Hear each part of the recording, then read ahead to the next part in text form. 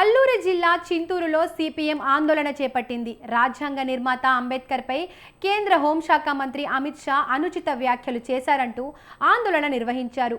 చింతూరు ప్రధాన సెంటర్లో సిపిఎం నాయకులు అంబేద్కర్ విగ్రహం వద్ద నిరసన ప్రదర్శించారు. అమిత్ షా వెంటనే రాజీనామా చేయాలని డిమాండ్ చేశారు.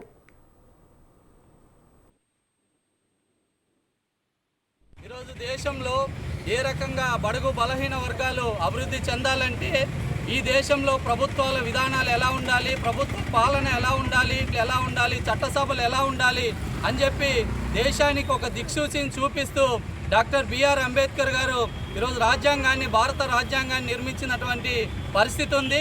ఆ రాజ్యాంగం నిర్మించిన తర్వాత ఈ వచ్చేటువంటి 2025 జనవరి 26కి 75 వసంతాలు పూర్తయినాయని చెప్పి ఈరోజు దేశంలో ఉత్సవాలు జరుపుకుంటున్నటువంటి నేపథ్యంలో పార్లమెంట్లో కేంద్ర హోంశాఖ మంత్రి అమిత్ షా గారు అదే రాజ్యాంగాన్ని రూపొందించినటువంటి డాక్టర్ బిఆర్ అంబేద్కర్ గారిని అవహేళన చేస్తూ, అవమానపరుస్తూ ఈరోజు మాట్లాడారంటే ఈ దేశ ప్రజలందరికీ కూడా చాలా దుర్మార్గమైనటువంటి పరిస్థితి.